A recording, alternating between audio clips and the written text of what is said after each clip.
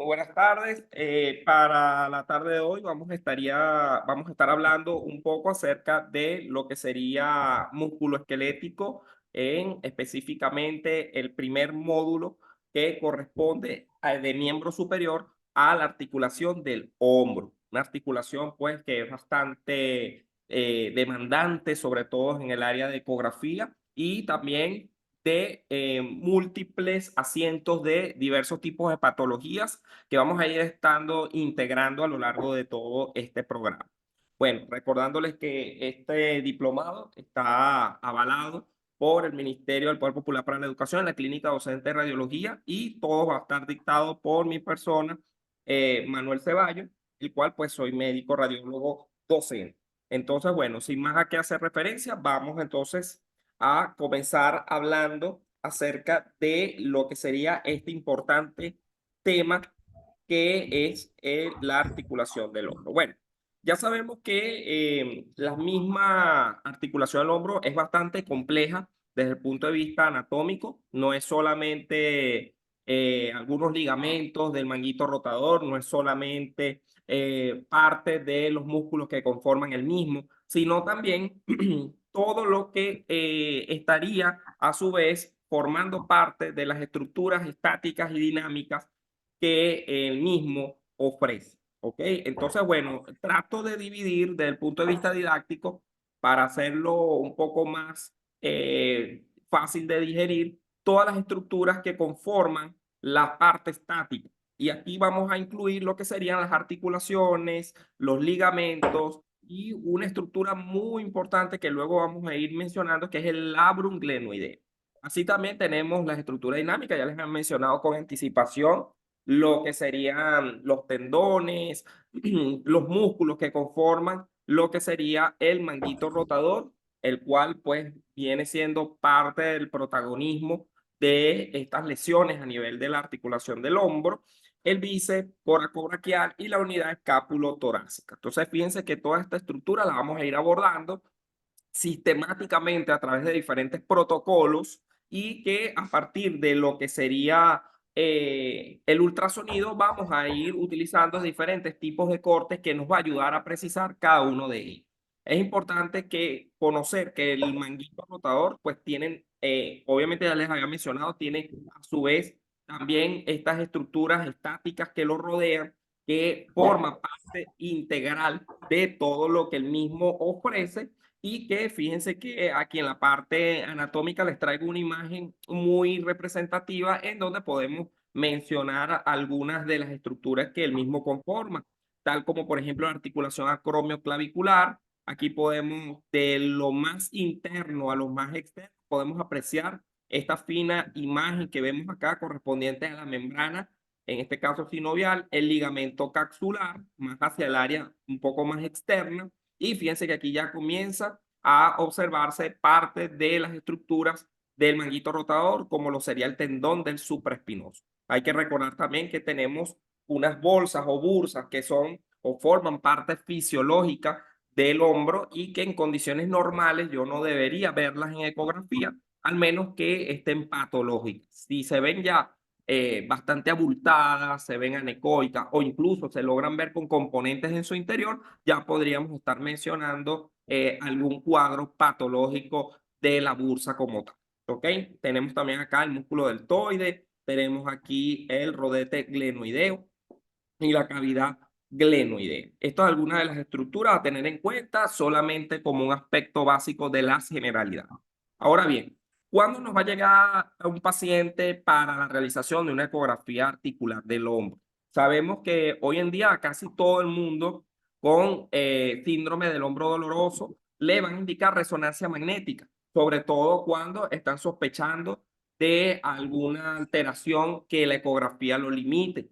Sin embargo, no suele ser, hoy en día ya está demostrado que la resonancia magnética no está aportando mucho más ventaja que el ultrasonido. Ya hoy en día lo que antes se creía que la ecografía no tenía campo o no tenía visibilización, vamos a llamarlo así, hoy en día se sabe que sí. Por ejemplo, se puede estudiar fácilmente ya la cápsula, se puede estudiar diferentes componentes glenoideos que Antes no pensaban que no, pero el labrum sí se puede valorar a través de ciertas medidas que el paciente adopta en cuanto a diferentes posiciones que nos van a permitir que el haz del ultrasonido logre llegar a esas estructuras como tal. Y el manguito rotador, sin embargo, no siempre las lesiones en el hombro es manguito rotador. Antes se pensaba, no, me duele el hombro, ya ese es el manguito. O sea, le echábamos la culpa al manguito rotador y no siempre es así. Y después les voy a ir explicando las diferentes patologías que vamos a ir viendo. Sin embargo, para el día de hoy vamos a ir tocando solamente las generalidades anatómicas, indicaciones y ecográficas que el mismo hombro nos ofrece.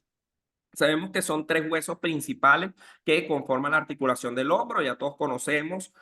Aquí de todas maneras les traigo una imagen bastante simple, didáctica, para que repasen cada una de las estructuras anatómicas, porque es importante conocer dónde se originan y dónde se insertan los diferentes músculos que se conforman. Entonces, el húmero, la escápula y lo que sería la clavícula, que es la parte superior, forman parte de los tres huesos principales que conforman la articulación del hombro. Aparte de eso, no es solamente la articulación glenumeral, porque casi siempre asociamos el hombro en la articulación escapulohumeral o glenumeral, pero no es solamente esa articulación la que conforma el hombro, también forma parte de la articulación acromioclavicular. ¿Y por qué les digo esto? ¿Por qué menciono esto? Porque en la ecografía no podemos subestimar, no podemos infravalorar ningún tipo de articulación que en el mismo se presenta, casi todo se valora. Claro, estos dos primeros que le acabo de mencionar en mayor proporción que la articulación escápulo-torácica y la esternoclavicular. Articulaciones que aparte son, si es bien cierto, forman parte del hombro, pero no son tan cotidianas valorarla el día a día en la consulta ecográfica.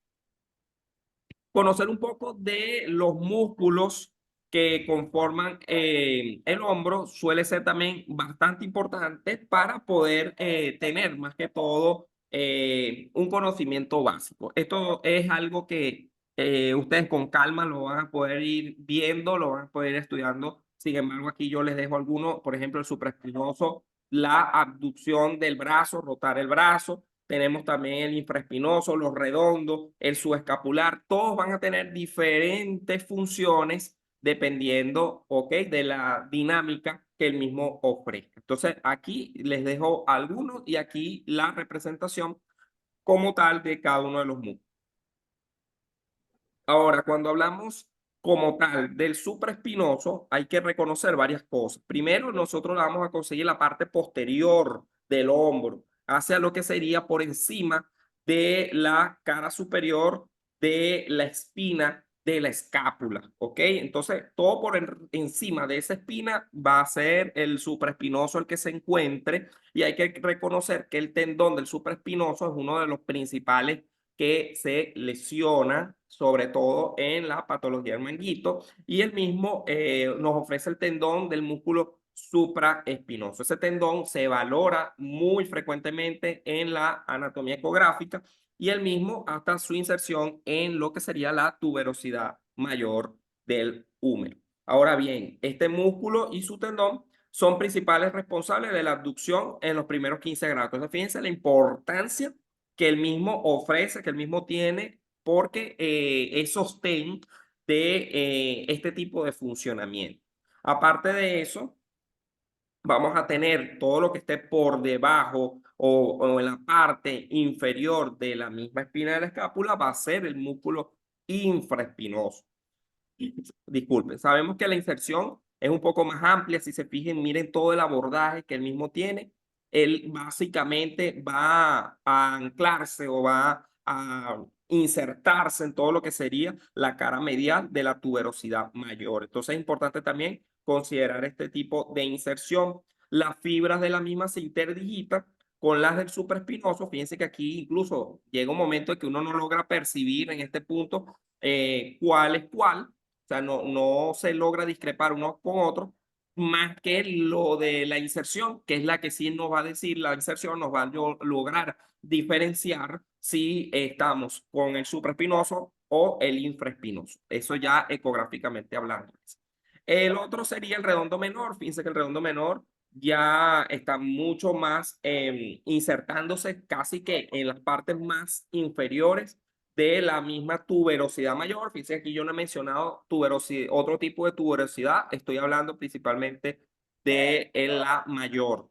Tanto el infraespinoso como el redondo menor participan, esto es importante, solamente para que tengan en cuenta, participan en la rotación externa con la ayuda de las fibras posteriores del músculo deltoides. Entonces, esto nos va a ayudar sobre todo a los clínicos acá presentes, a reconocer cuál estructura de ese manguito rotador está afectado clínicamente hablando.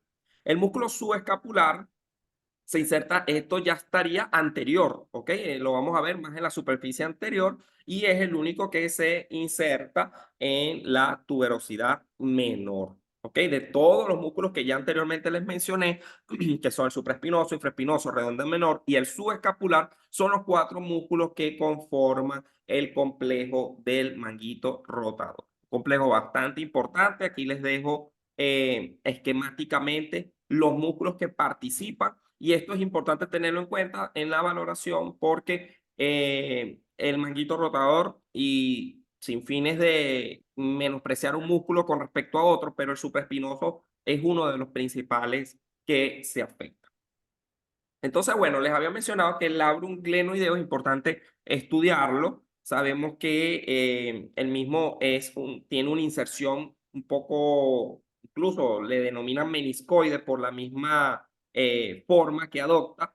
Y el mismo, aparte de ser una estructura cartilaginoso, va a tener diferentes estructuras que lo rodean. Fíjense que aquí en esta imagen podemos ver, esto sería anterior, esto sería posterior. Aquí vemos lo que sería el acromio, la articulación acromioclavicular, aunque no se ve mucho más que el coracoides acá, pero estas estructuras que podemos observar acá son las diferentes que conforman el labro glenoideo. Entonces, fíjense que no es solamente la cavidad glenoidea, que es esta que vemos acá, todo lo tapiza una membrana sinovial, todo lo recubre también la vaina sinovial, sobre todo la del tendón del bíceps, y hay una cápsula fibrosa.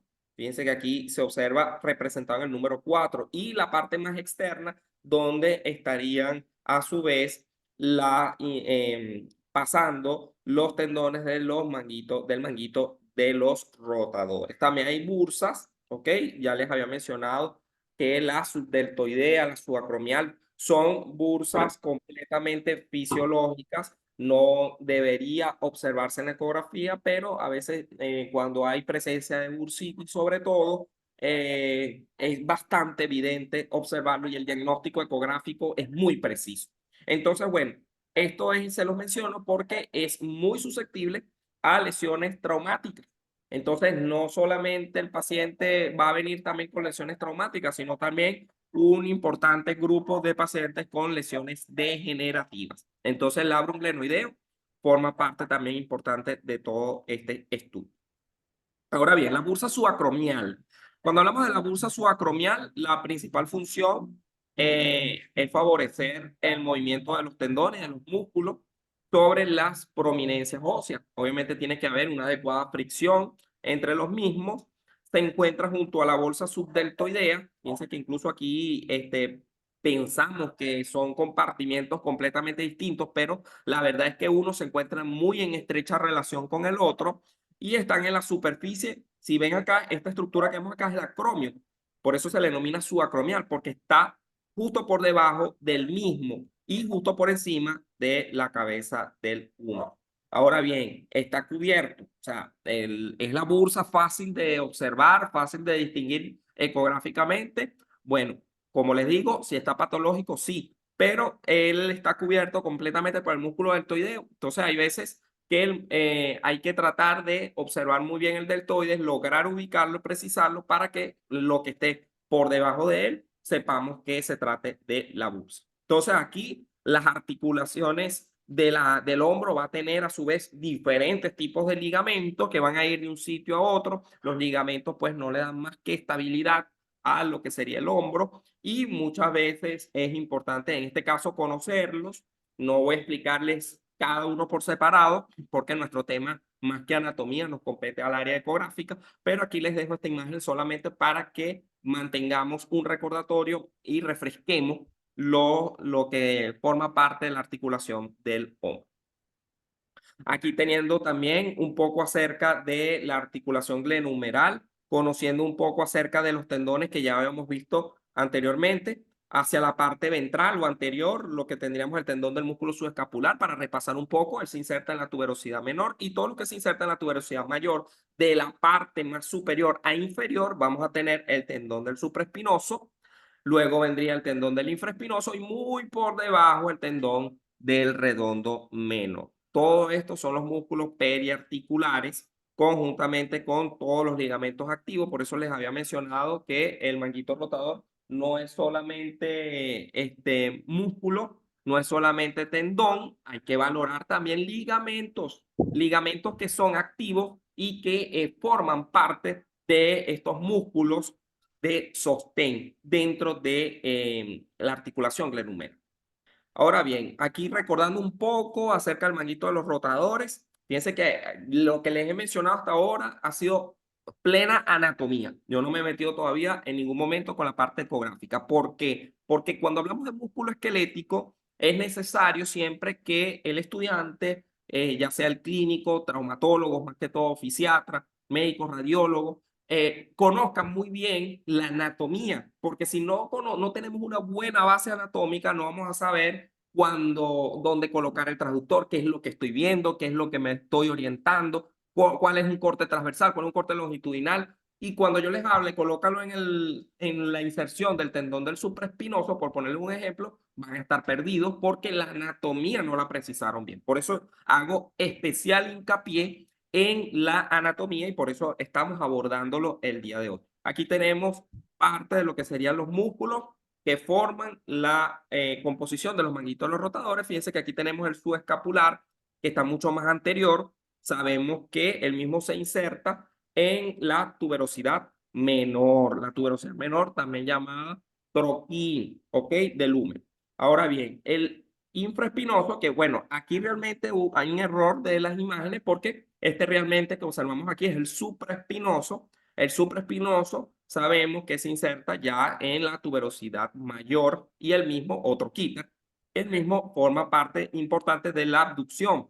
Mientras que el infraespinoso, que es este que observamos acá, fíjense que tiene mucho más volumen muscular, mucho mayor el infraespinoso que el supraespinoso, el mismo está en la fosa infraespinosa y se inserta de igual manera en el troquíter, pero él no realiza la abducción, sino que realiza aducción y rotación externa del brazo. Fíjense que aquí, olvidado por allá, en la parte más inferior tenemos el redondo menor y en el redondo menor se inserta de igual manera en el troquíter. Entonces, ya aquí tenemos el origen y la inserción de cada uno de los músculos. Por favor, tengan en cuenta este error acá representativo donde, bueno, este correspondería al supraespinoso y este que está acá al infraespinoso. Ahora sí, muchachos, bueno, teniendo ya en consideración la anatomía ecográfica del hombro, hay que lo primero que debemos hacer es que lo más esencial es contar con un ecógrafo, ¿no? Que tenga un traductor lineal. Doctor, tengo un traductor convex, ¿me sirve para hacer músculo esquelético? La verdad, no lo recomendaría. Tengo un traductor sectorial, no lo recomendaría. Lo ideal es que utilicemos un traductor especial para valorar las partes blandas. Y para eso utilizaremos el traductor lineal. Utilicen siempre 7.5 MHz para valorar este tipo de estructuras. Ahora, quiero valorar estructuras un poco más profundas. No hay ningún problema, pueden bajar la frecuencia. Ahora bien, para una adecuada exploración del hombro, el paciente debe estar, lo ideal, ¿no? Lo ideal es que sea un asiento giratorio. Eso es lo que recomiendan todos los autores para comodidad del paciente y para comodidad del médico. Pero vamos a estar conscientes que eso no siempre es así. A veces en nuestro consultorio contamos nada más con la camilla y no hay ningún problema. Yo, por ejemplo, no cuento con ningún asiento giratorio, pero sí trato de que el paciente utilice algunos movimientos, algunas maniobras para yo poder explorar todo lo que necesito explorar y sin ningún problema eso me ha afectado en la camilla. ¿Ok? El examinador siempre debe estar en un asiento con ruedas para facilitar las maniobras de evaluación. Generalmente yo debo estar siempre por encima del paciente, no es que voy a estar haciendo la ecografía y el hombro lo voy a ver desde abajo y el hombro va a estar muy por encima de mi cabeza. Al momento de yo explorar, no voy a estar bien, no voy a poder realizar bien las maniobras. Entonces, por esa es la razón que siempre debo estar por encima o arriba de lo que sería el hombro. La frecuencia mínima para la exploración general del hombro es de 10 MHz. Como yo les digo, traten de jugar con eso. Quiero valorar estructuras más profundas, el labrum, el rodete. Ok, baja la frecuencia, porque ya sabemos que son estructuras más profundas. Puedes valorarlo en 7.5 MHz. Si son estructuras más superficiales, ejemplo, la articulación acromioclavicular, yo puedo utilizar fácilmente la de 10 MHz. Sin embargo, estructuras profundas, bueno, ya aquí se los había mencionado, o inclusive pacientes, van a tener muchos pacientes donde pues son obesos, son pacientes que tienen una gran cantidad de tejido graso y eso pues en el hombro nos dificulta un poco la exploración, pero no hay ningún problema, todo se puede mejorar con las técnicas ecográficas. Ahora bien, la evaluación siempre debe ser ordenada, no es que coloque el traductor. Ay, aquí está el tendón del supraespinoso, está normal, listo, señores. Usted tiene una tendinosis, vamos para la casa. No, las cosas no funcionan así. Cuando yo voy a realizar una ecografía de hombro, yo tengo que establecerme tres cosas importantes. Primero, ser ordenado. Cuando yo les voy a hablar ahorita del protocolo a seguir. Yo necesito que ese protocolo se cumpla de manera ordenada, que ustedes, ok, si primero yo voy a estudiar esta articulación, primero abordo esta articulación. Si después viene la acromioclavicular, fino. Si después me voy hacia la parte posterior, muy bien. Eso es ser ordenado. No hacerlo de manera empírico, no irme atrás, no irme, ay, doctor, el paciente te dice, me duele aquí, él señala con el dedo, ahí coloco el traductor. No, eso no es ser ordenado, hay que ser ordenado.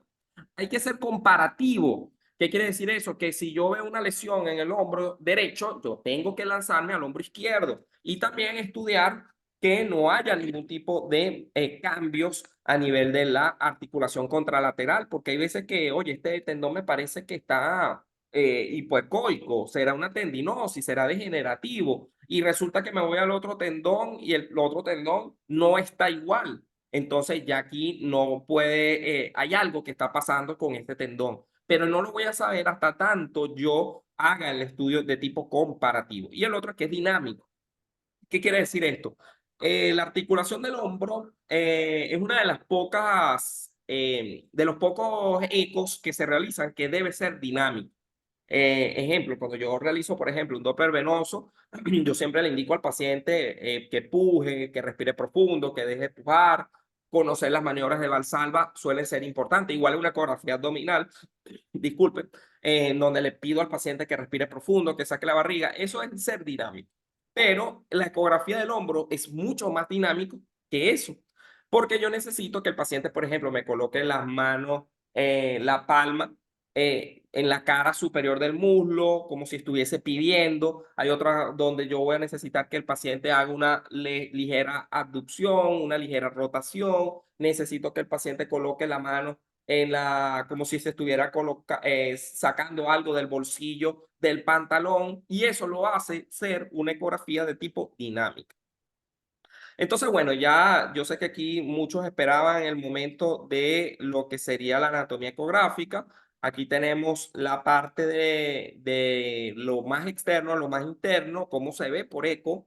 La parte más superficial sería la piel. Fíjense que inmediatamente por debajo vamos a tener el tejido celular subcutáneo o la fascia subcutánea. Y ya aquí comenzamos a ver el músculo. Recuerden que el músculo deltoides tapiza como tal lo que sería la bursa. La bursa, en teoría, debería ser esta imagen lineal, muy discreta, hipoecoica, que aquí se observa.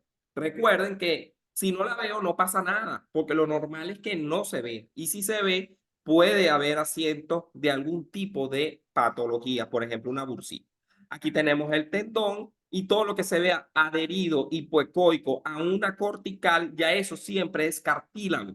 El cartílago siempre se va a ver hipoecogénico, debe ser regular, debe ser uniforme, debe estar comparado con el lado contralateral. No debe haber una parte más engrosada que otra, no debe haber otra más adelgazada que otra. El cartílago siempre debe ser tal cual como aquí lo observamos. Y el hueso. Si bien es cierto, la ecografía no se lleva bien con el sistema óseo, pero la cortical del hueso sí se logra ver. Entonces, en estos casos, logramos identificar lo que sería la cortical. Entonces hay que tener en cuenta eso para que lo valoremos y lo tengamos en cuenta al momento de realizar esta valoración ecográfica.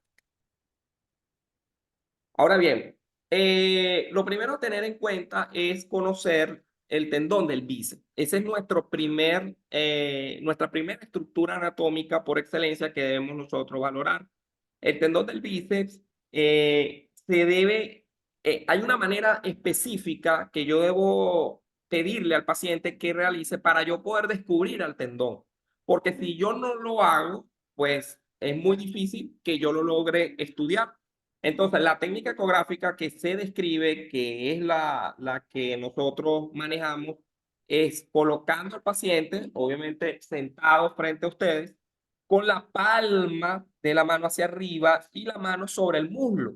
Ahí se va a obtener una rotación anterior del surco intertubercular y por lo tanto vamos a poder valorar. Vamos a colocar entonces el transductor, tal como aquí este operador está sujetándolo, fíjense cómo lo sujeta y lo coloca sobre el hombro de una vista superior, ¿ok?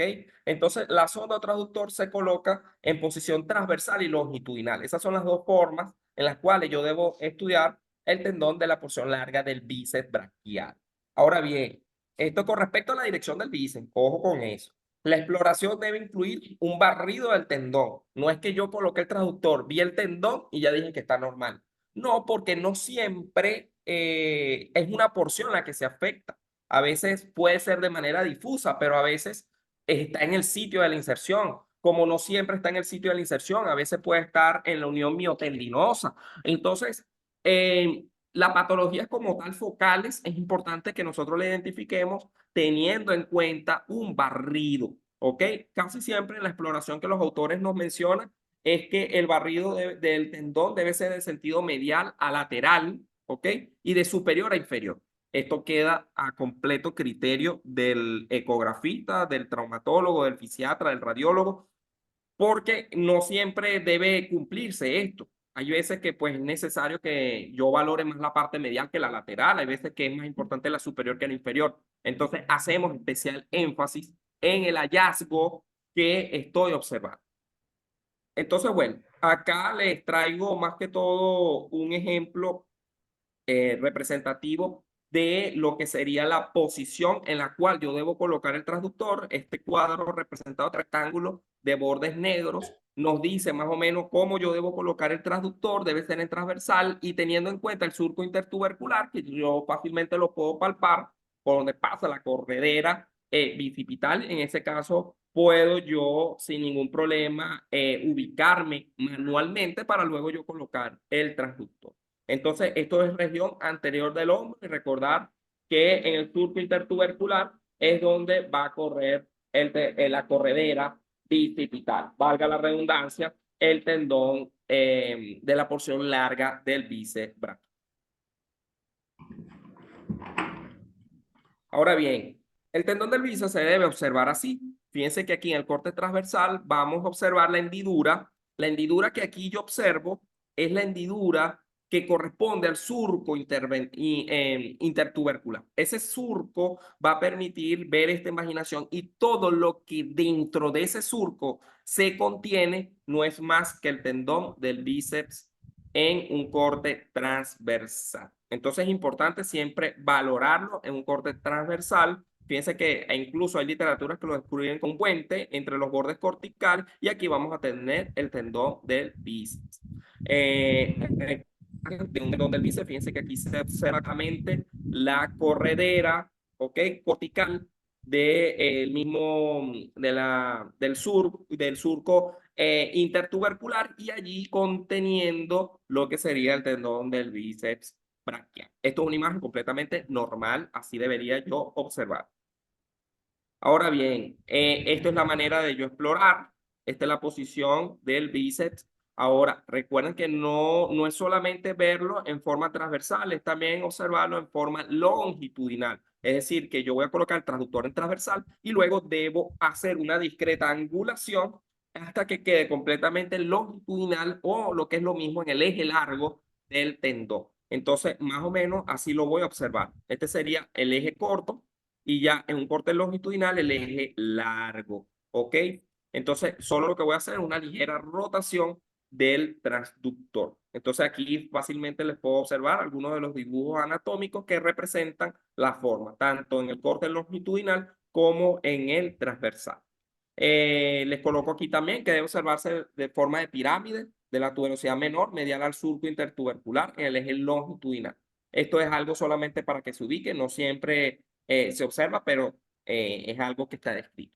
Ahora bien, el tendón del músculo subescapular, ya sabemos que el mismo va hacia el troquín, ya sabemos que el mismo tiene funciones importantes dentro del manguito rotador porque forma parte del manguito rotador y de igual manera como hicimos en el tendón del bíceps braquial, el tendón del músculo subescapular también debe valorarse igual, tanto en cortes transversales como en cortes longitudinales. Entonces, en este caso, la sonda debe colocarse tal cual como valoramos en el tendón del bíceps, en forma transversal, sí, y siguiendo la dirección del tendón subescapular. Fíjense que este iría un poco más anterior del hombro y aquí más o menos palpando, si logran palpar lo que sería en este caso el troquín, allí en esa inserción vamos a colocar el transductor porque ya en teoría ahí debería estar insertándose el músculo subescapular. El tendón del subescapular, fíjense que lo vamos a observar también en imágenes longitudinales y miren aquí cómo se observa el tejido celular subcutáneo, el músculo deltoides nos va a ayudar a precisar muy bien, el deltoides forma parte importante como referencia anatómica y aquí estaría el húmero. Esto es un corte transversal y por encima del húmero, claro, obviamente vamos a tener cartílago, pero también vamos a tener esta estructura que se ve acá que corresponde al tendón del subescapular.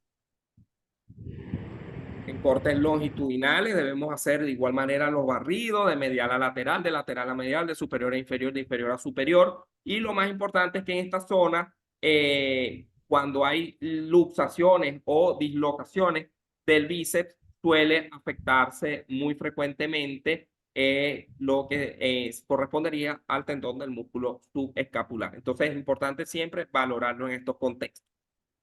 Otra de las articulaciones que es bastante fácil de explorar y a veces se olvida en la consulta ecográfica traumatológica es la articulación acromioclavicular.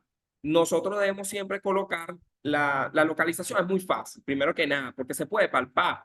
La articulación acromioclavicular se palpa, incluso en pacientes obesos lo logramos fácilmente y superficialmente distinguir gracias a los salientes óseos que en él se encuentran. Entonces, va a ser mucho más sencillo colocar el transductor, porque inmediatamente lo vamos a poner encima de donde yo vea la parte de las dos articulaciones, ¿ok? Bueno, una articulación, realmente de las dos salientes óseos, disculpen. Entonces, cada uno de esos salientes óseos, palpamos la parte más suave y allí podemos colocar el transductor. Entonces, más o menos, así vamos a ver la articulación acromioclavicular en una imagen transversal, conociendo y siempre teniendo en cuenta los respectivos barrios. Aquí podemos conseguir la clavícula, aquí podemos conseguir el acromion y entre los dos sabemos que va a estar la articulación. Y lo vamos a ver como este espacio que va a estar, que va a ser hipoecoico